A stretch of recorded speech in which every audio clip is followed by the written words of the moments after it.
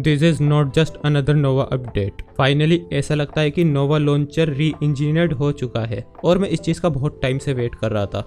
Yes I know, Nova launcher best customization provide करता है, but at the core of it वो काफ़ी old school ही लगा है मुझे। तो मुझे जब भी कोई लॉन्चर यूज़ करना होता था मुझे लॉन्चर 2 चूज़ करना पड़ता था। लेकिन लॉन्चर 2 के साथ में प्रॉब्लम ये है वो काफ़ी लंबे टाइम से अपडेट नहीं हुआ है। बट फाइनली नोवा लॉन्चर का ये जो वर्जन है या फिर ये जो अपडेट है ये वो सभी चीज़ें प्रोवाइड करता है जो मुझे चाहिए थी। आप ऑलरेडी जानते होंगे जो फीचर्स की लिस्ट होती है नोवा लॉन्चर में वो एंडलेस होती है। तो इस वीडियो में मैं इस वर्जन के सारे फीचर्स तो कवर नहीं कर सकता। इंस्टेड मैं वो चीज़ें कवर करूंगा इस वर्जन की जो या तो इम्प्रूव है या फिर नहीं है। और मैं आपसे कहूंगा अगर आप अभी तक स्मार्ट यूजर नहीं बने हैं तो बन जाइए फोन स्पाई चैनल को सब्सक्राइब करके, क्योंकि इस तरह के इन्फॉर्मेटिव टेक्नोलॉजी वीडियोस में बनाते रहता हूँ। होप आप स्मार्ट यूजर बन चुके होंगे। So without wasting any further time let's give it a shot.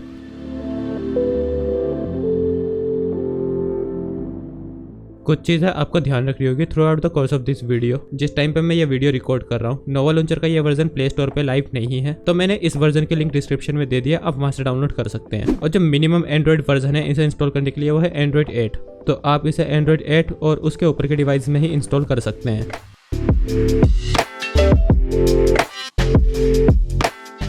Install करने के बाद फर्स्ट टाइम जब मैंने लॉन्च किया नोवा लॉन्चर, वहीं मुझे पता लग गया था कि इस बार नोवा लॉन्चर से मुझे क्या एक्सपीरियंस मिलने वाला है। जो सेटअप स्क्रीन है या फिर सेटअप प्रोसेस वो रिडिज़ाइन कर दी गई है फ्रॉम द स्क्रैच, और अब वो काफ़ी मॉडर्न एंड इंट्यूटिव फील होता है। और अब आप डायरेक्टली यहीं से कस्टमाइज कर सकते हैं कुछ चीज़ें like icon shape, dark mode और सर्च बार। ये चीज़ें अब सेटअप प्रोसेस से ही कस्टमाइज की जा सकती है। तो मैंने यहाँ पे काफ़ी हैवी कस्टमाइजेशन नहीं की है, क्योंकि ये वीडियो नोवा लॉन्चर सेटअप से या फिर कस्टमाइजेशन के ऊपर नहीं है, क्योंकि मैं बात नोवा लॉन्चर 7 में क्या चीज़ें चेंज हुई है या फिर क्या न्यू यूआई रिलेटेड फीचर्स यहाँ पे ऐड हुए हैं।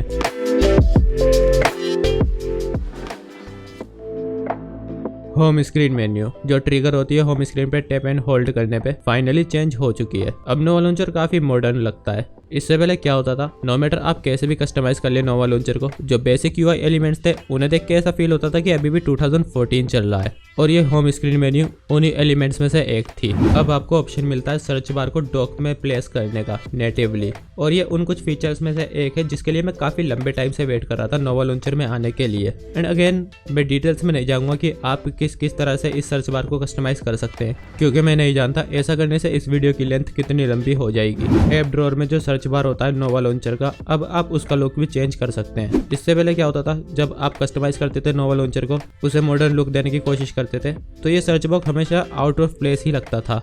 अब आप नोवा लॉन्चर की बैकअप फाइल से डायरेक्टली शेयर कर सकते हैं बिना उसे लोकली सेव करे, और ये किन किन यूज केस में यूजफुल होने वाला है आप ऑलरेडी अंदाजा लगा सकते हैं।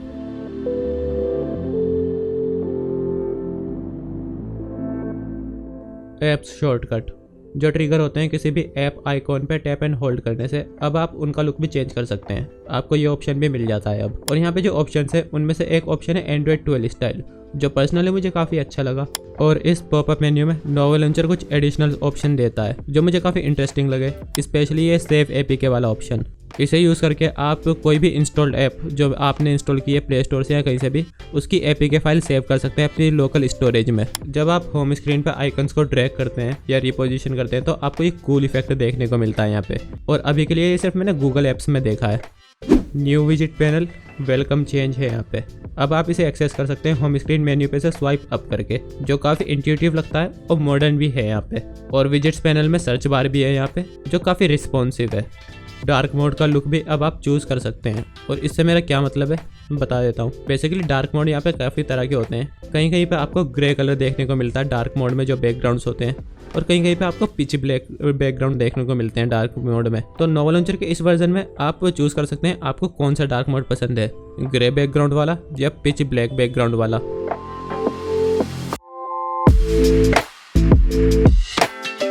स्मार्ट यूजर्स, ऐसा नहीं है कि डेवलपर्स ने फीचर्स सिर्फ ऐड ही किए हैं नोवा लॉन्चर की इस बिल्ड में। यहाँ पे कुछ फीचर्स रिमूव भी हुए हैं but they are for good because almost no one use them these days anyway. लेकिन मैं जानता हूँ कस्टमाइजेशन फ्रीक्स के लिए वो फीचर्स क्रूशियल हो सकते थे और मैं बता देता हूँ कौन से फीचर्स है जो मुझे नहीं देखने को मिले इस बिल्ड में। ऐप ड्रॉअर में जो ड्रॉअर पेजेस होते हैं वहाँ पे पहले कार्ड स्टाइल बैकग्राउंड होता था जो अब नहीं है। गूगल सर्च बार अगर आप कस्टमाइज करते थे तो वहाँ पे आपको एक पिल का ऑप्शन देखने को मिलता था जो एंड्रॉइड 7 में आया था। अब ये ऑप्शन भी नहीं है यहाँ पे। और डॉक अगर आपने कस्टमाइज करने की कोशिश करी होगी तो वहाँ पे भी बैकग्राउंड शेप्स होती थी, तो ये चीज़ भी रिमूव हो गई है। तो इसी तरह की कुछ छोटी छोटी चीज़ें हैं जो रिमूव हो चुकी हैं यहाँ से। लेकिन वैसे भी आज के टाइम पे इन फीचर्स के बारे में कोई केयर नहीं करता और ये चीज़ें लगती भी काफ़ी आउटडेटेड थी जो मैंने मेंशन करी। तो इनका रिमूव होना कोई बुरी चीज़ नहीं है यहाँ पे।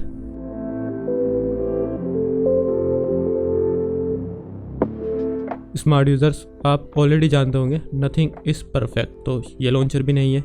यहाँ पे काफ़ी कमियाँ हैं और इवन कुछ तो आपके लिए डील ब्रेकर भी हो सकती है।